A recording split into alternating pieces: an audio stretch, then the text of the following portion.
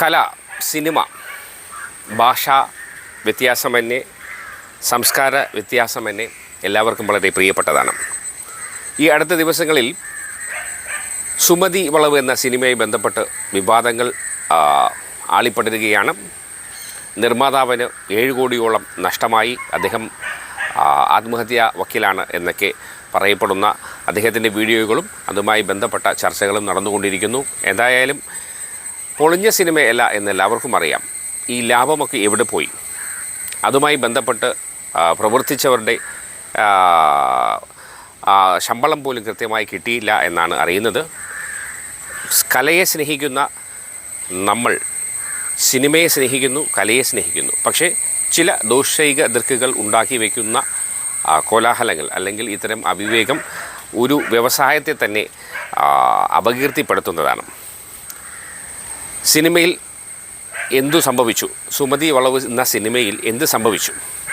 സുമതി വളവ് സിനിമയിലെ PRO ആയിരുന്ന പ്രതീഷ് ശേഖറിൻ്റെ അഭിപ്രായം നമുക്കൊന്ന് കേൾക്കാം. നമസ്കാരം. കഴിഞ്ഞ ദിവസം മുരളിച്ചേട്ടൻ്റെ ഒരു വീഡിയോ കണ്ടിരുന്നു. അതിൽ പറയുന്ന സുമതി വളവ് എന്ന ചിത്രത്തിൽ PRO ആയിട്ട് ഞാൻ പ്രവർത്തിച്ചിരുന്നു. ആദ്യമേ പറയട്ടെ, മുരളിച്ചേട്ടൻ അത്രയും നഷ്ടങ്ങൾ മുരളിച്ചേട്ടന് വന്നു എന്ന് അറിഞ്ഞതിൽ അതിന്റെ ദുഃഖം രേഖപ്പെടുത്തുന്നു. ഒപ്പം ഒരു വ്യക്തിപരമായിട്ടുള്ളൊരു കാര്യം, ഈ പടത്തിന്റെ ബഡ്ജറ്റ് എത്രയാണെന്നുള്ളതും എങ്ങനെയാണ് നഷ്ടം വന്നതെന്നുള്ളതും അദ്ദേഹം പറയുന്ന പേരുകളിൽ ആരെങ്കിലും ആ പൈസ അടിച്ചുകൊണ്ട് പോയതാണോ എന്നുള്ളതും അദ്ദേഹം വെളിപ്പെടുത്തണം. അല്ലെങ്കിൽ അസോസിയേഷൻകാരോ അല്ലെങ്കിൽ മറ്റേതൊരു ആൾക്കാരോ ഇതിനകത്ത് ഇടപെട്ടിട്ട് ഇത് കൃത്യമായിട്ടുള്ള തെളിവുകൾ സഹിതം പുറത്തു കൊണ്ടുവരണം. ഒപ്പം ഒരു റിക്വസ്റ്റ് എന്ന് പറയുന്നത്, ഇതിനകത്ത് വർക്ക് ചെയ്തിട്ടുള്ള, ഇപ്പം ഞാൻ PRO ചെയ്തപ്പം ഇതിന്റെ സ്റ്റാർട്ടിങ് മുതൽ വർക്ക് ചെയ്തിട്ടുള്ള ഡിജിറ്റൽ ടീമുകളുണ്ട്. അവർക്കൊന്നും പൈസ കൊടുത്തിട്ടില്ല. അപ്പൊ അവർക്ക് പൈസ കിട്ടിയിട്ടില്ല എന്ന് പറഞ്ഞിട്ട് ഞാൻ ഓൾറെഡി ഫെഫ്ക PRO യൂണിയൻ വരെ കംപ്ലൈന്റ് കൊടുത്തു.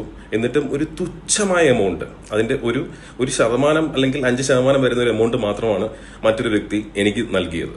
ഒപ്പം ഈ സിനിമയിൽ വർക്ക് ചെയ്ത ആർട്ടിസ്റ്റുകൾ, ടെക്നീഷ്യൻസ്, അവർക്ക് പലർക്കും ഇനിയും പൈസ കിട്ടാൻ വേണ്ടിയുണ്ട്. ഒരു പൈസ കിട്ടാത്ത ആൾക്കാർ പോലും ഉണ്ട്.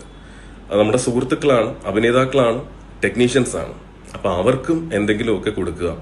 പിന്നെ വ്യക്തിപരമായിട്ട് നമ്മൾ ആരെങ്കിലും ആക്രമിക്കുന്ന ഒരു സംഭവം ഇപ്പം നമ്മളൊരു വീഡിയോയിൽ കാണുമ്പോഴേക്കും അവരെന്ത് തെറ്റാണ് ചെയ്തത്, ഇവരാണ് പൈസ അടിച്ചുകൊണ്ട് പോയതുണ്ടെങ്കിൽ അതും വ്യക്തമാക്കുക. അല്ലാത്ത രീതിയിൽ ഒരാളെ മാത്രം ടാർഗറ്റ് ചെയ്തോട്ടോ വ്യക്തിപരമായിട്ട് ആക്രമിക്കരുത്. ആദ്യം അയാൾ തെറ്റുകാരനാണോ അല്ലയോ എന്നുള്ളത് തീരുമാനിക്കുക. പിന്നെ ഞാൻ ഇന്നലെയും മുരളിച്ചേട്ടനോട് സംസാരിച്ചിരുന്നു. അദ്ദേഹം മാനസികമായിട്ടും ശാരീരികമായിട്ടും ഒക്കെ തളർന്നിരിക്കുന്ന മനുഷ്യനാണ്. അപ്പം എവിടെയാണ് തെറ്റ്, ആരുടെ ഭാഗത്താണ് തെറ്റ് എന്നുള്ളത് സത്യം പുറത്തു വരട്ടെ. അസോസിയേഷൻകാരും ഫിലിം അസോസിയേഷൻകാരും മറ്റ് ഇതര ആൾക്കാരും ഒക്കെ ഇടപെട്ട് സത്യം പുറത്തു കൊണ്ടുവരട്ടെ. ഒപ്പം ഈ പാവപ്പെട്ട മുരളിച്ചേട്ടൻ അങ്ങനെ പൈസ കിട്ടുകയാണെങ്കിൽ പൈസ കിട്ടട്ടെ. ഇതിൽ വർക്ക് ചെയ്ത ടെക്നീഷ്യൻസിനും മറ്റിതര ആൾക്കാർക്കും എന്റെ കൂടെ വർക്ക് ചെയ്ത പിള്ളേർക്കും ഒക്കെ പൈസ കിട്ടട്ടെ. സിനിമ ജയിക്കട്ടെ. സുമതി വളവ് സിനിമയിലെ പ്രൊഡ്യൂസർക്ക്